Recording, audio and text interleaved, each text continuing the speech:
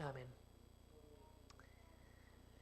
Muchas veces, al ir por la carretera, te habrás cruzado con unos objetos que hay al lado de la carretera, en algunos lugares, que llaman nuestra atención. Los has visto tú igual que yo, unos objetos ahí en ciertos lugares, unos ramos de flores, quizá un marco con una foto, quizá una cruz, ahí al lado de la carretera, que marcan que allí mismo ocurrió un accidente, que alguien murió en ese lugar. Recordatorios que sirven también para que otros conductores que pasan por allí lleven cuidado, para que su final no sea el mismo. Recordatorios que sirven como señales de peligro, señales de peligro. El camino del cristiano en este mundo malvado es como conducir de noche, podríamos decir. Hacen falta las luces, y la luz de nuestra vida es la palabra de Dios. Ahora, la luz de la Biblia es como en el coche esos faros que nos iluminan para mostrarnos el camino. La Biblia nos dice el camino de Dios para nosotros, pero ¿sabes qué hacen también esas luces? Cuando vas en el coche, esas luces te permiten ver también estos monumentos, recordatorios, flores de las que estamos hablando, estos monumentos o señales de peligro. Y la historia de David es uno de estos recordatorios de peligro. Es, como se dice, un aviso a navegantes. Es algo que nos dice, aquí ocurrió una tragedia. Lleva cuidado que tu final no sea el mismo. Así nos dice Romanos 15, versículo 4. Hablando del Antiguo Testamento nos dice, las cosas que se escribieron antes, ¿por qué se escribió esta historia de David? Las cosas que se escribieron antes para nuestra enseñanza se escribieron. También en 1 Corintios 10:6 dice, mas estas cosas sucedieron como ejemplo para nosotros. Y después dice, para que no codiciemos como ellos codiciaron, David codició, ni forniquemos como algunos de ellos fornicaron. ¿Por qué se escribió esta historia en 2 de Samuel, capítulo 11 y capítulo 12? Como ejemplo para nosotros. Como ejemplo para que no caigamos en todas estas cosas. Como cuando vas en el coche y ves este recordatorio. Esta historia que hemos leído es una historia que nos recuerda, es un recordatorio de la peligrosidad del pecado. La peligrosidad del pecado. Pero gracias a Dios hay una segunda parte de esta historia que vamos a ver en el día de hoy. La segunda parte de esta historia es también un recordatorio, no solo de la peligrosidad del pecado, sino también de la profundidad del perdón, de Dios. Si la semana pasada estábamos hablando de ese gran pecado de David, ese era el título, la gran derrota de David, el gran pecado de David, hoy queremos hablar como título, el gran perdón de Dios a David, del gran perdón de Dios a David. Si en el capítulo 11 vimos que todo el mérito del pecado era de David, todo el demérito, mejor dicho, del pecado era de David, en el capítulo 12 vamos a ver que todo el mérito del perdón es de Dios. Todo el mérito del perdón es de Dios. Y hoy vamos a ver que David es confrontado por su pecado, se arrepiente, es perdonado y restaurado, pero su pecado tiene consecuencias. Vimos la semana pasada que David había comenzado a descender esa escalera de pecado. Vimos cada uno de los pasos. Hay un enfriamiento espiritual, después hubo esa mirada, después hubo el adulterio, después hubo el engaño y acabó en asesinato. Y nos podemos decir, ¿cómo puede ser David? ¿Cómo puede ser, David, que hagas esto? David, me lo esperaría de otros, pero de ti, David, un hombre conforme al corazón de Dios, de ti no me lo esperaba. ¿Y qué pasó en ese tiempo después de que David hiciera todo esto? Pues pasó un buen tiempo David allí, al menos 9 meses, porque el capítulo 12 nos dice que ya el niño había nacido, al menos 9 meses pasó allí. Nos preguntamos, ¿cómo estaría David en ese tiempo? ¿Cómo estaría David? Pues el texto no nos dice cómo estaba el corazón de David. Por fuera quizá parecía todo normal, una sonrisa mostraba, quizá incluso iba a la casa de Dios, una sonrisa exterior, pero por dentro las cosas eran bien diferentes. Sabemos que David había perdido su paz, estaba turbado, porque en el Salmo 51, versículo 8 dice, los huesos que has abatido, sus huesos estaban abatidos. Sabemos que David había perdido su gozo. Quizá la sonrisa seguía igual, pero David había perdido su gozo porque en el Salmo 51:12 le dice a Dios, devuélveme el gozo de tu salvación. No podía experimentar el gozo de la salvación de Dios. Incluso sabemos que David había perdido su canción, porque en el Salmo 51 le dice a Dios, abre mis labios. Sus labios habían estado cerrados. ¿Por qué? Porque no podía cantar ya las alabanzas que antes cantaba a Dios. En el Salmo 51 dice, abre mis labios. Y en el Salmo 32, que también es un salmo de arrepentimiento, no sabemos cuándo fue escrito, pero quizá también en este tiempo, en el Salmo 32 dice, mientras callé, se envejecieron mis huesos en mi gemir todo el día. Se volvió mi verdor en sequedades de verano. David por dentro se estaba secando. Al alejarse de Dios, por dentro se estaba secando. Había una lucha interna tremenda en David. Su conciencia no le dejaba tranquilo. Y es que como hijo de Dios, no puedes estar a gusto en tu conciencia revolcándote en el pecado. No. Un cristiano sí puede llegar a ocultar su pecado de los demás. Sí que puede ocurrir eso. Puede ser que nadie aquí sepa tu pecado, pero aquel que está dentro del cristiano, es decir, el Espíritu Santo, sabe de tu pecado. Y aunque intentemos apagar su voz y le entristezcamos, y eso puede pasar, el Espíritu Santo hará que la conciencia te moleste y te tormente hasta que el cristiano se arrepienta. Eso es como el Espíritu Santo obra en la vida del cristiano. Quizá estás aquí en el día de hoy, quizá eres salvo, pero quizá estás viviendo en un pecado, en pecado no arrepentido. El cristiano peca, sí, pero el cristiano se arrepiente. Pero quizá tú llevas ya un pecado ahí en tu vida, que has dejado tiempo pasar, un pecado no arrepentido. Quizá no lo sabe nadie. Nadie aquí sabe de tu pecado. Quizá lo has logrado esconder incluso de tu esposo o de tu esposa. Quizá lo has logrado esconder de tus hermanos en la fe. Quizá lo has logrado esconder de tus padres. No saben nada de lo que está pasando. Pero te digo esto, no lo puedes esconder de Dios. No lo puedes esconder de Dios. Y si de verdad eres hijo de Dios, estarás teniendo una lucha muy grande en tu corazón. Quizá por un lado, quizá tú quieres pensar, no me hará daño. Acuérdate del sermón de la semana pasada, el pecado te llevará más lejos de lo que quieres llegar, te tendrá ahí más tiempo del que quieres pasar, te costará más de lo que quieres pagar. Quizá por un lado piensas así, quizá por el otro lado piensas, he defraudado al Señor, he llegado demasiado lejos, ya no hay perdón para mí, después de que el Señor obrara en mi vida y yo le he traicionado de esta manera. Pues el mensaje que tenemos hoy es que no importa cuán profundo hayas llegado en el pecado, Dios está dispuesto a perdonar si vienes a Él arrepentido. ¿Por qué? Porque al corazón contrito y humillado nunca despreciará. Al corazón contrito y humillado no despreciará, no importa lo lejos que hayas llegado en esta escalera descendente del pecado. Al corazón contrito y humillado, Dios nunca lo despreciará. Quizá no es en tu caso, pero quizás estás muy apenado por alguien que se ha alejado del Señor. Alguien cercano que ha caído quizá muy bajo en la inmoralidad, o alguien que ha negado la fe, o alguien incluso que niega la misma existencia de Dios. Te digo, no desmayes, porque hay perdón en Dios, en Cristo, para el más grande de los pecadores. Incluso de aquellos que una vez hicieron una profesión de fe y se han alejado de Él. Hay perdón en nuestro Dios. Hoy vamos a ver el gran perdón de Dios. Vamos a ver 6 cosas que Dios hace en este capítulo. 6 cosas. La primera cosa que queremos ver es que Dios envía. Dios envía. Mira cómo empieza el versículo 1. Dios envía. Versículo 1 del capítulo 12. Jehová envió a Natán a David. Jehová envió a Natán a David. ¿Os acordáis de lo que dijo David en el Salmo 23? El Señor es mi pastor, nada me faltará.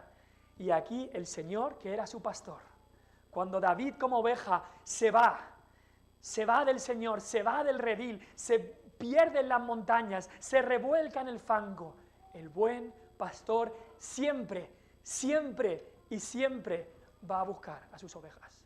El buen pastor no va a dejar que la oveja se vaya y se quede ahí. El buen pastor busca a sus ovejas que se han perdido. La iniciativa aquí es del buen pastor.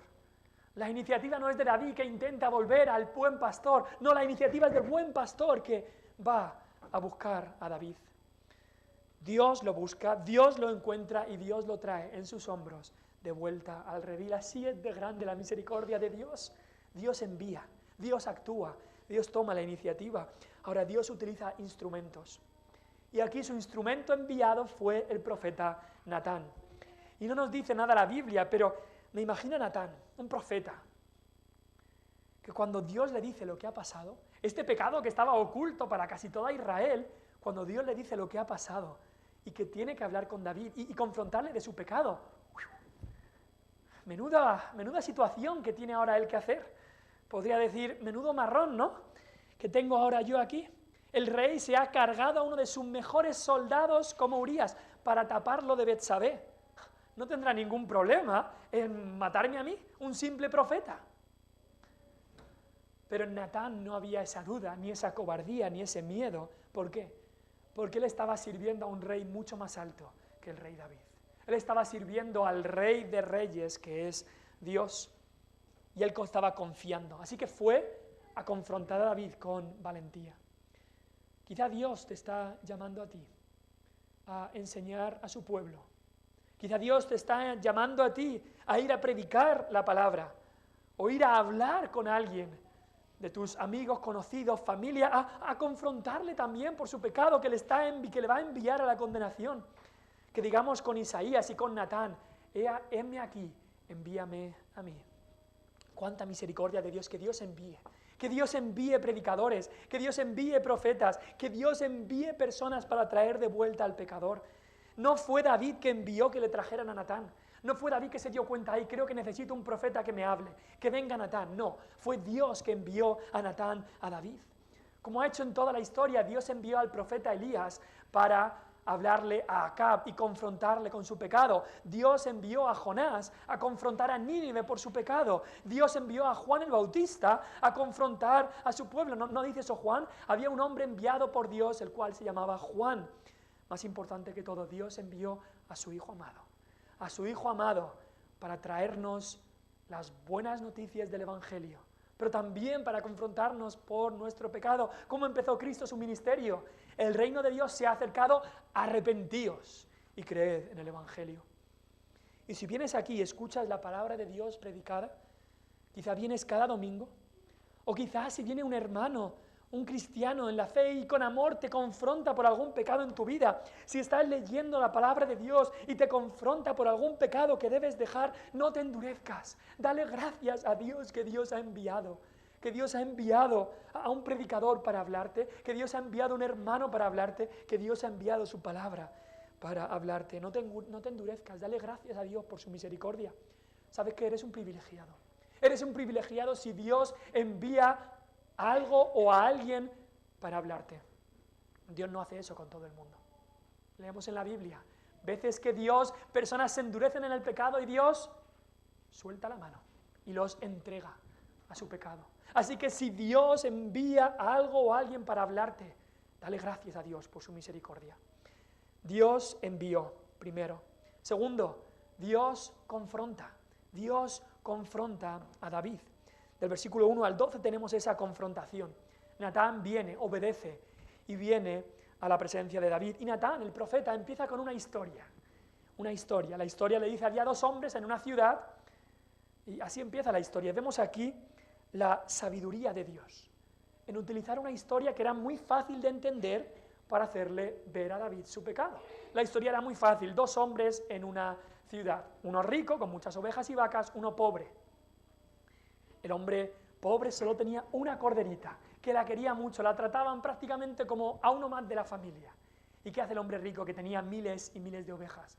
Cuando llega un visitante, tiene la desfachatez y la tacañería de robarle al pobre su única oveja y dársela y mata a esa oveja y se la da de comer a ese visitante. Cuando él tenía un montón, diríamos, qué mal, ¿no?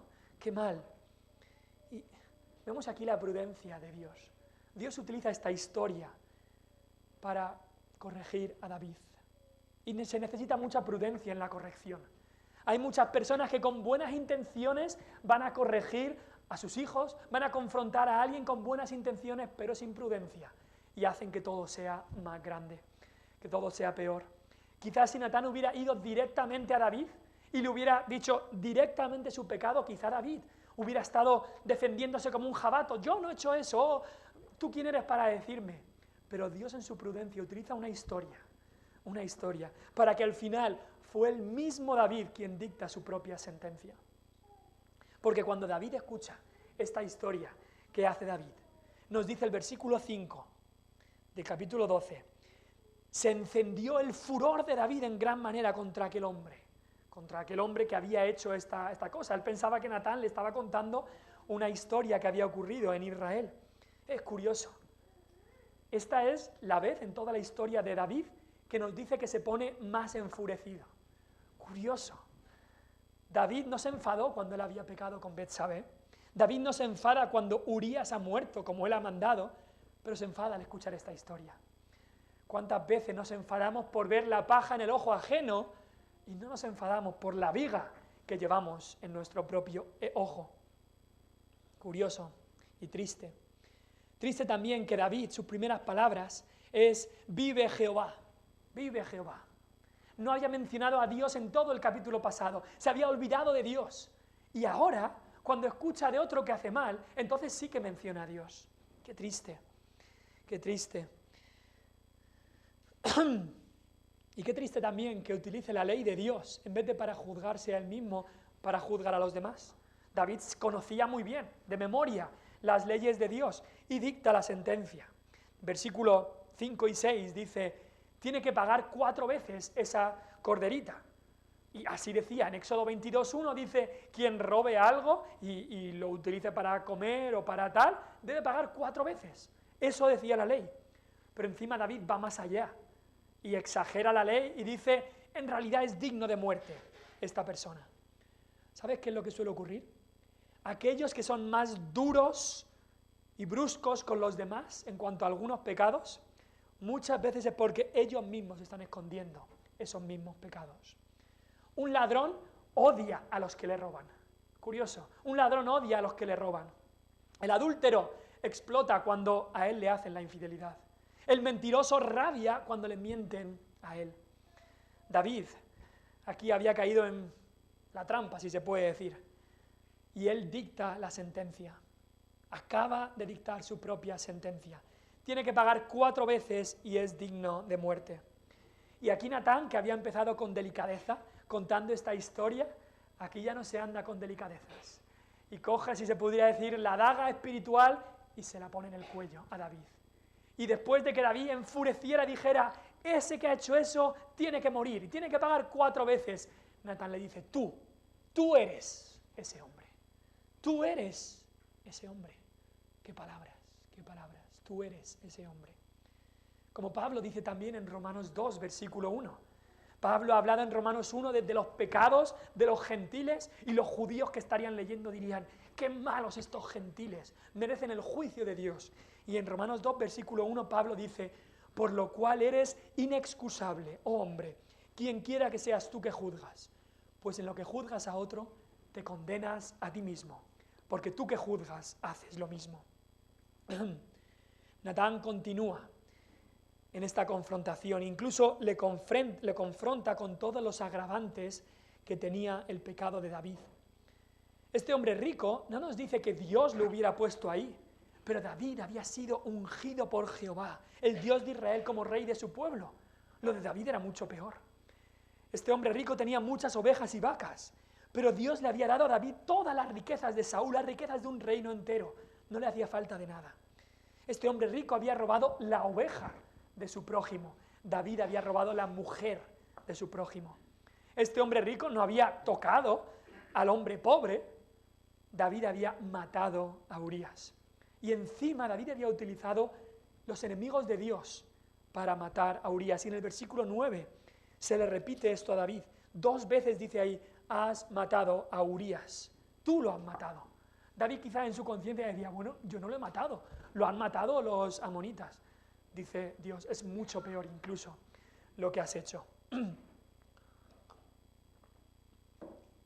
Natán le dice a David, tú eres aquel hombre. Piénsalo, cuán fácil, cuán rápido somos para juzgar a otros, pero lentos para juzgarnos a nosotros. Rápidos para rabiar cuando vemos el pecado de fuera, pero muy lentos para rabiar cuando vemos el pecado de dentro, nuestro propio pecado. Condenas, sí, al ladrón. Condenas al ladrón que ha robado dinero público. Lo ves ahí en la televisión. ¿Qué ladrón este político o esta persona que ha robado dinero público? Y tú robas en tus impuestos, en tus negocios con los demás. Tú eres aquel hombre. Tú eres aquel hombre. Condenas al adúltero. Y tú con tus ojos miras a una mujer para codiciarla, adulteras con ella en tu corazón. Tú eres aquel hombre. Condenas al borracho que maltrata a su familia. Y tú con tus palabras hirientes haces un daño en los que te rodean, que quedan heridas que se quedan por años. Tú eres aquel hombre. Dios viene y pone el dedo en la llaga. Igual que Natán puso el dedo en la llaga de David, Dios pone el dedo en nuestra llaga y nos confronta, porque necesitamos ser confrontados de nuestro pecado. Incluso después de conocer a Cristo seguimos cayendo. Necesitamos que Dios nos confronte. Punto 3. Dios convence. No solo Dios confronta, Dios convence de pecado. Nos dice la Biblia que es el Espíritu de Dios el que convence al mundo de pecado, de justicia y de juicio. Y el Espíritu de Dios obra en el corazón de David. Y aquí tenemos verdadero arrepentimiento. Mira el versículo 13. Entonces, después de que todo esto que había sido dicho por Natán, dijo David a Natán, pequé contra Jehová. Pequé contra Jehová. No hay peros, no vemos ningún pero. David no empieza con excusas. No dice, sí pequé, pero es que ella me tentó. Ella también pecó, ¿eh? No dice eso. No dice pequé, pero es que si tú supieras el desánimo que llevaba, las cargas que tiene que llevar un rey, no dice eso. No dice pequé, pero espérate, hay muchos que están haciendo lo mismo, ¿eh? Yo he escuchado de muchos en el pueblo que han hecho lo mismo que yo he hecho. No dice eso. Solo puede decir 3 palabras. Pequé contra Jehová. Y sabes que el verdadero arrepentimiento dice pocas palabras, no tiene palabras con las que venir a Dios. No amontona palabras y palabras sin sabiduría. Comparemos este arrepentimiento con el de Saúl. ¿Os acordáis cuando Saúl cayó? ¿Os acordáis el pecado de Saúl, el primer rey? Cuando Samuel le había dicho, espera que yo vengo a hacer este sacrificio. Y Saúl no espera, Saúl hace el sacrificio, algo que era una blasfemia, algo que solo le pertenecía a los levitas. Hace este sacrificio y entonces viene Samuel. Saúl ha pecado. ¿Y os acordáis también de cuando Saúl pecó, que Dios le dijo, ve a Amalek y destruye a Amalek? Y no, él guarda lo mejor de los animales, él guarda lo mejor de cada cosa. En 1 Samuel 15, y Dios le desecha como rey. ¿Os acordáis de lo que dice Saúl? Ir conmigo a 1 Samuel 15.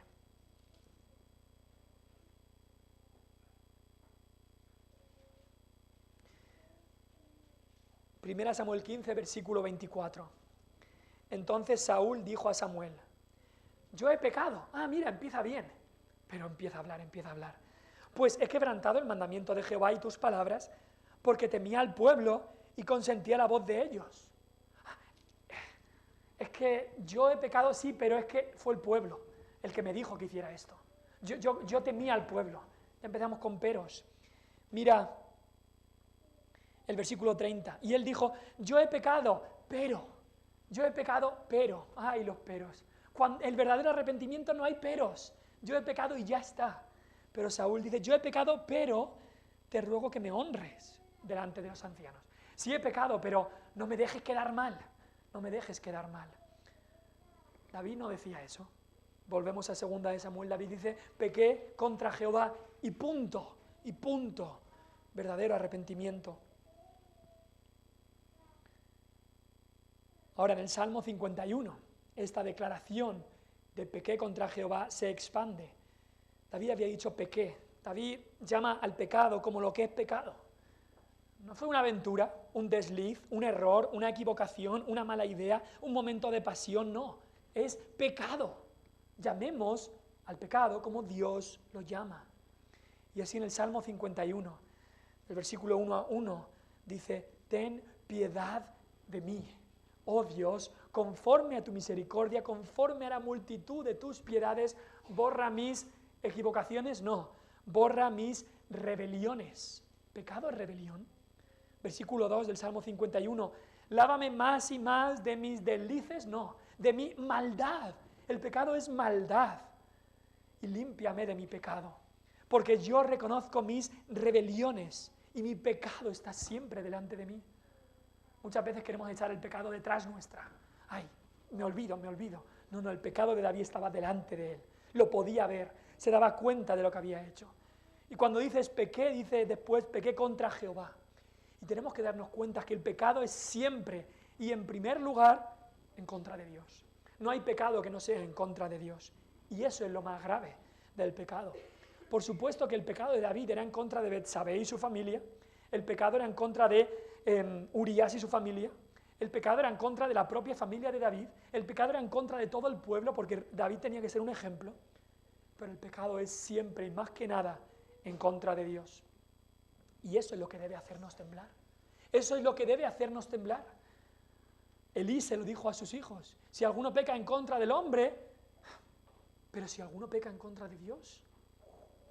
Y todo pecado es en contra de Dios.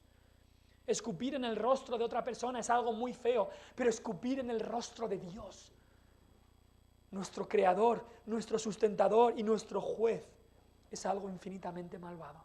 Y así David en el Salmo 51, versículo 4 dice, contra ti solo he pecado. No es solamente, David reconocía que había pecado contra otros, pero contra ti, Dios único, he pecado y he hecho lo malo delante de tus ojos, para que sea reconocido justo en tu palabra y tenido por puro en tu juicio. Y Dios, vemos aquí que le ha concedido a David el arrepentimiento. David se arrepiente. ¿Qué tiene el arrepentimiento? ¿Qué partes tiene el arrepentimiento? Pues para que lo recordemos, en el arrepentimiento tiene que haber convicción de pecado. Somos convencidos de pecado. Dios nos convence, nos damos cuenta de la maldad de nuestro pecado. En el arrepentimiento hay convicción de pecado. También hay contrición, una palabra que no utilizamos mucho, pero significa dolor. El pecado nos duele. Hay una pena, hay un llanto, hay un dolor interior por el pecado. Te pregunto, ¿cuando pecas te duele o te ríes? Porque si no te duele el pecado, examina tu vida, examina tu vida. En el pecado, en el arrepentimiento hay convicción y hay contrición. También hay confesión de pecado. Vamos a Dios. Y si confesamos nuestros pecados, Él es fiel y justo para perdonar nuestros pecados. Vamos a Dios y le confesamos nuestro pecado y pedimos perdón. Y en el arrepentimiento también hay conversión del pecado. Dejamos el pecado atrás. No queremos volver a repetir el pecado. Lo quitamos de nosotros y nos giramos y queremos seguir a Dios y a su justicia. Dios convence de pecado y David se arrepiente. Punto 4. Dios perdona. Hemos visto que Dios envía, que Dios confronta, que Dios convence, pero también Dios perdona. Y aquí entramos en el punto más crucial de aquí. Porque Natán viene con palabras de esperanza en el versículo 13. Cuando David dice, pequé contra Jehová, Natán le dice, hay gracia, hay misericordia en Dios. No has sido desechado. Dios te vuelve a traer a ti cuando hay verdadero arrepentimiento. Y recordar lo que hemos dicho al principio. Si no recuerdas otra cosa, recuerda esto. Que no importa cuán profundo hayas llegado en el pecado, Dios está siempre dispuesto a perdonar. Si vienes a Él arrepentido de verdad, porque al corazón contrito y humillado, Él nunca despreciará. Y Dios aquí perdona. Versículo 13, Natán le dice a David, también Jehová ha remitido, ha perdonado tu pecado, no morirás. Según la ley, según el Pentateuco, la ley de Dios, tanto David como Betsabé serán dignos de muerte, debían ser apedreados. Además, David tenía mucho mayor pecado, por ser el rey, también por haber después matado a un hombre. La ley de Dios decía que debía morir, pero Dios tiene misericordia. Y Dios perdona su pecado y le dice que no morirá. Sabemos que la paga del pecado es muerte. La Biblia lo dice, no solamente un pecado de adulterio, de asesinato, sino todo pecado. Y todos hemos caído en cada uno de los 10 mandamientos, los hemos transgredido. Cada pecado merece la muerte. La muerte física, sí, un día moriremos, pero también la muerte eterna y muerte espiritual. Pero para eso vino Cristo, para eso murió Cristo. Esas son las buenas noticias, que Él murió en nuestro lugar, para que nosotros no tengamos que morir. Y aquí Dios perdonó a David, no porque le apeteció simplemente, sino porque Cristo había pagado por los pecados de David, pasados, presentes y futuros. Cristo había pagado por esos pecados. Ahora, ¿cómo reaccionamos al perdón de Dios? La semana pasada hablábamos de que muchos hubiéramos preferido que 2 de Samuel 11, capítulo pasado, que habla del pecado de David, muchos hubiéramos preferido que ese capítulo empiece diciendo, y David falleció y ya está, y no tener que leer todo ese gran pecado.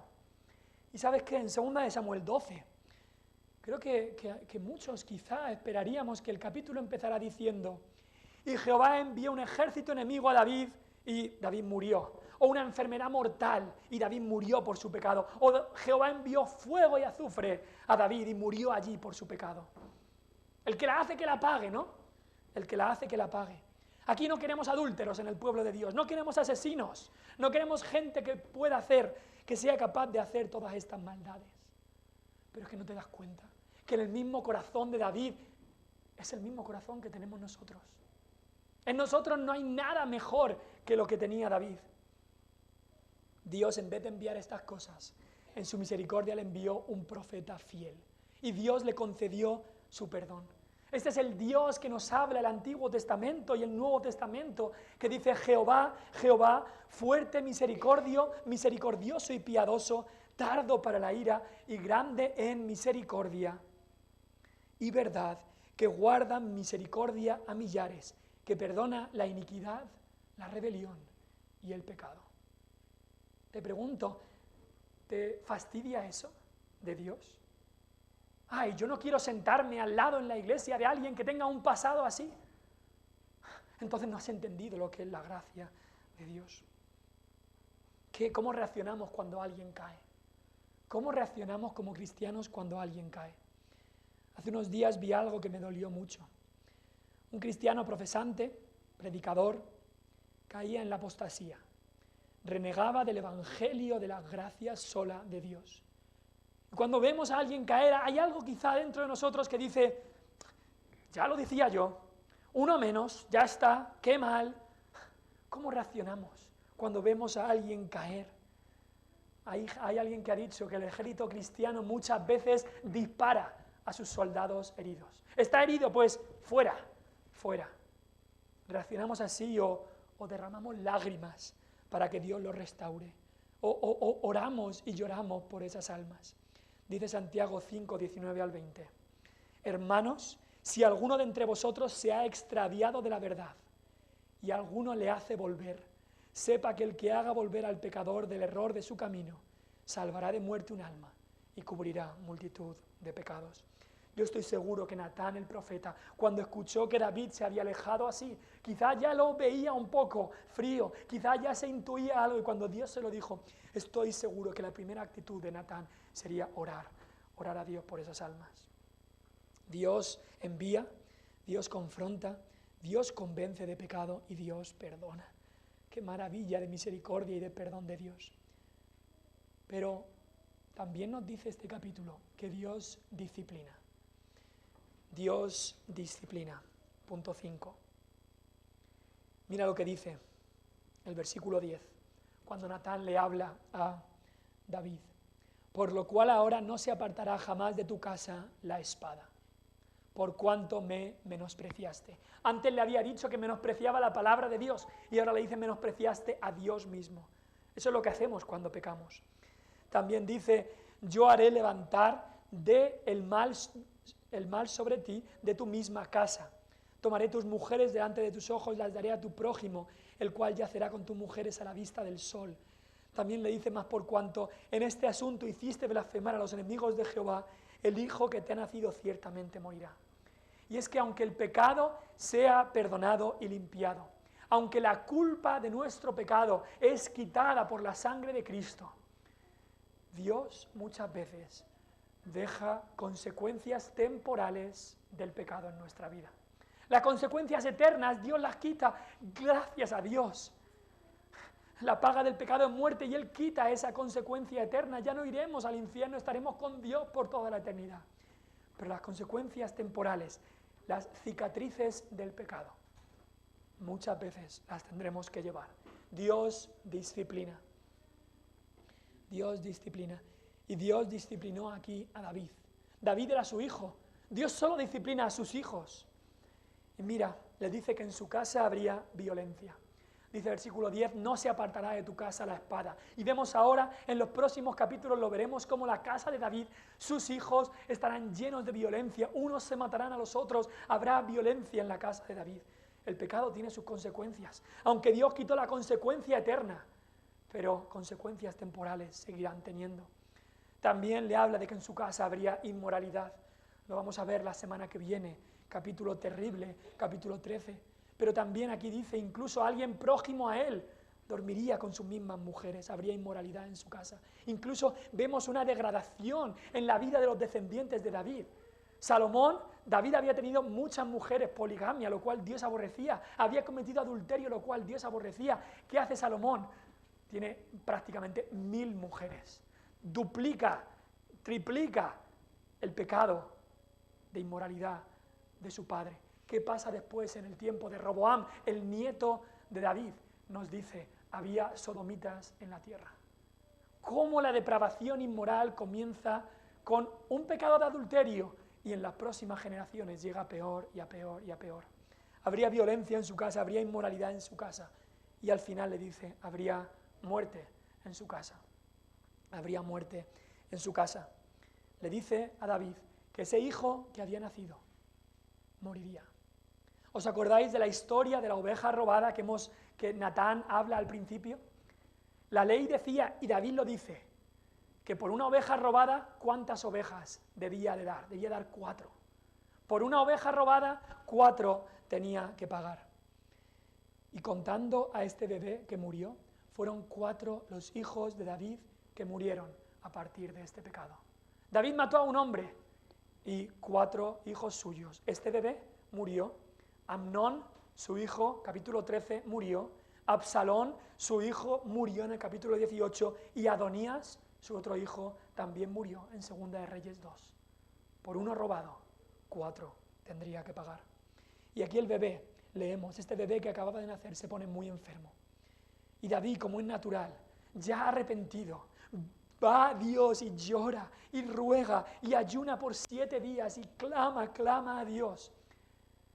Pero cuando muere el bebé y lo escucha y recibe la noticia, David se levanta, se lava, se cambia, entra al tabernáculo y adora a Dios. Y viene a casa y pide que le pongan comida. Sus siervos no entienden lo que David está haciendo. Pensaban, cuando le digamos a David que el bebé ha muerto, se pondrá mucho peor y entonces... Pero David no actúa así. ¿Por qué? Porque David había aceptado la voluntad de Dios. David había rogado antes para ver si Dios tenía compasión, pero viendo que la voluntad de Dios era que el bebé muriera, David la acepta. El versículo 23 nos dice una declaración muy importante, dice David, yo voy a él, mas él no volverá a mí. Y sé que no es el tema del capítulo, pero déjame hacer un paréntesis aquí. ¿A qué se refería David diciendo, yo voy a él, mas él no volverá a mí? David está diciendo, yo voy a morir. Pero más que eso, David estaba diciendo, yo voy al lugar donde está él. David confiaba que un día vería a su hijo en el cielo. Y una pregunta que a muchos les ha turbado y les ha dejado sin dormir es, ¿qué pasa? ¿Qué pasa con esos niños y bebés? O aquellos mentalmente incapacitados que mueren antes de llegar a una edad de comprensión. ¿A dónde van? ¿A dónde van esos niños? Pues aquí David nos da un indicio claro de que David iba a ir al lugar donde estaba este niño suyo, este hijo suyo. David iba a ir a este lugar. Ahora, ¿qué pasa con estos niños que fallecen antes de llegar a una edad de comprensión? La Biblia dice que la salvación es por medio de la fe. Tenemos que entender eso.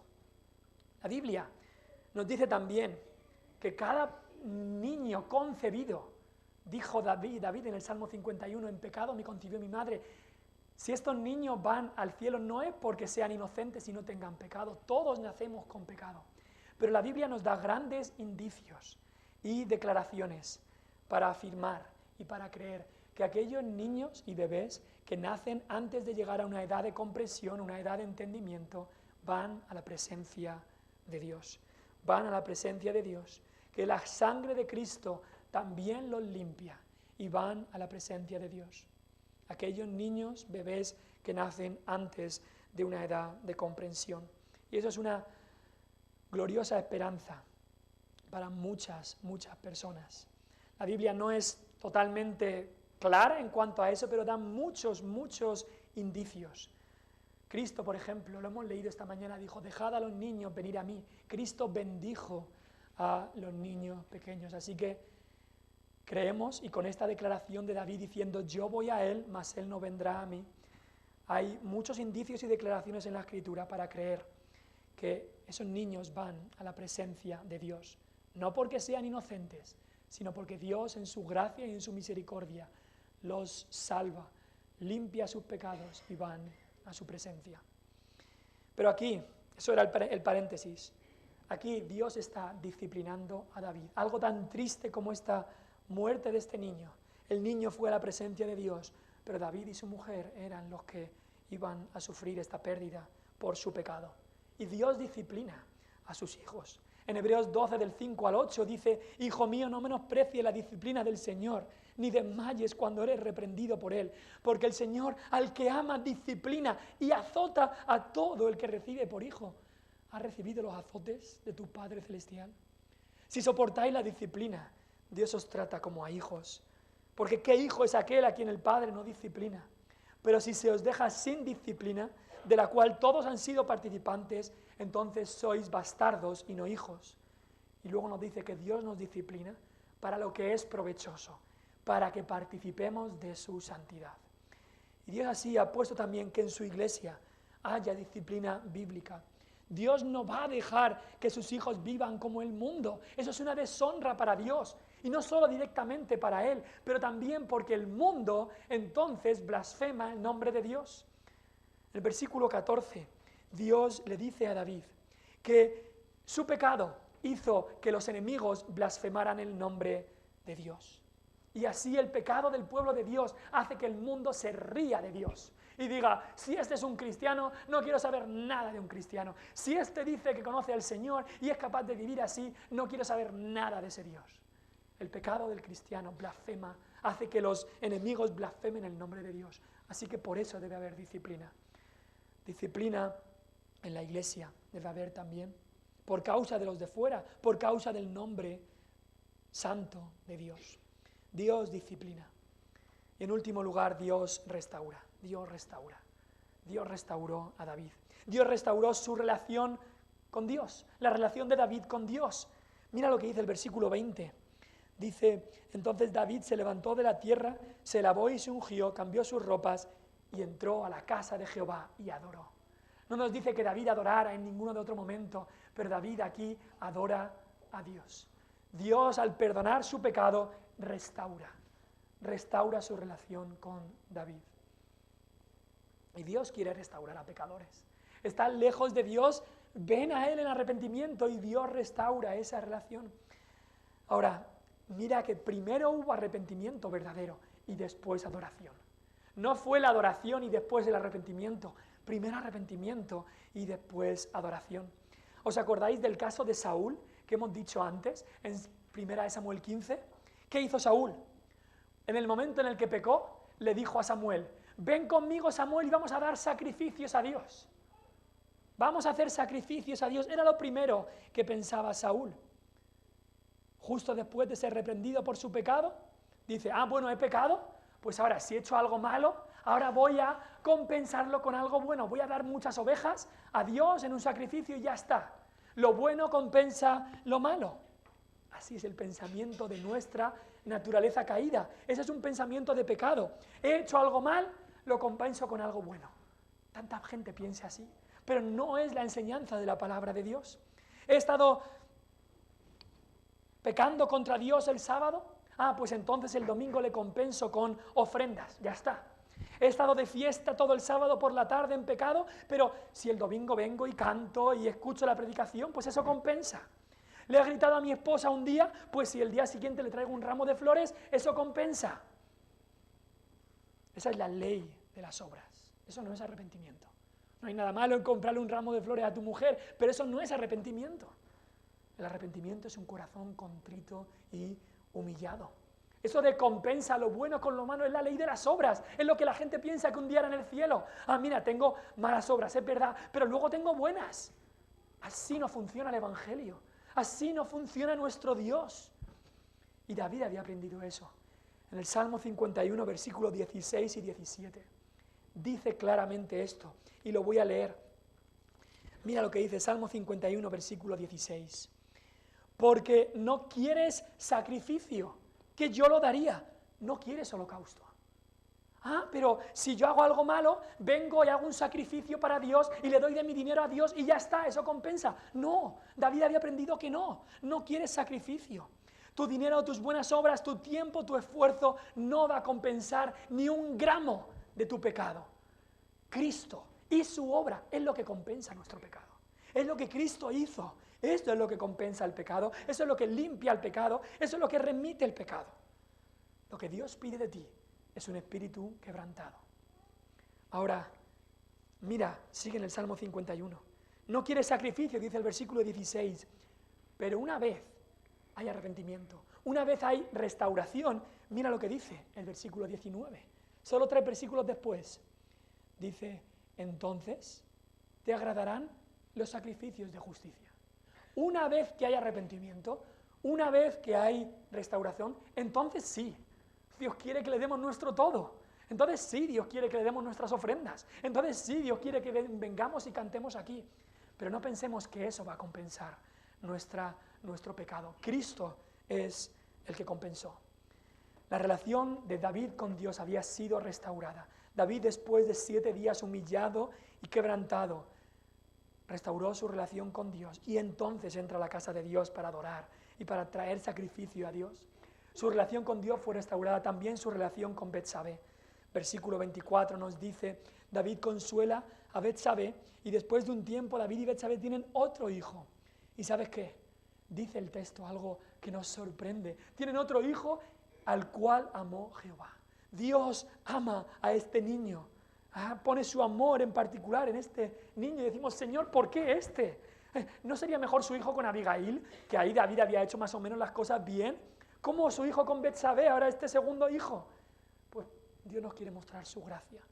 Y Cristo mismo viene de la descendencia de David y Betsabé. Porque Salomón, este hijo, fue el descendiente de donde vino la genealogía de Cristo. Pero para que nadie olvidara el pecado de David, es curioso, en Mateo capítulo 1 nos da la descendencia de Cristo, la genealogía, y dice, el rey David engendró a Salomón, de la que fue mujer de Urías. Ahí incluso en Mateo 1, miles de años después, nos habla del pecado de David. Ahí está el recordatorio, Dios restaura y perdona, pero el pecado deja huella. Su relación con Dios fue restaurada, su relación con Betsabé y también su relación con su pueblo. Porque yo me preguntaba, ¿por qué aparece este texto del versículo 26 al 31 como diciendo que David vuelve a luchar con el pueblo? Y versículo 31, David vuelve con todo el pueblo a Jerusalén. Dios nos está mostrando aquí que Dios restauró el reinado de David, le restauró su relación con su pueblo. Una restauración completa. Y si nos acordamos cómo empezó el orgullo, cómo empezó el pecado de David, empezó diciendo, yo no voy a cumplir mi responsabilidad en luchar esta guerra. ¿Y cómo acaba esta restauración completa? David volviendo a su responsabilidad. David aquí bajando la cabeza en humildad y acudiendo a la responsabilidad que era suya. Dios restaura. Qué misericordia la de nuestro Dios. Este gran pecado de David debería servir como una señal de advertencia.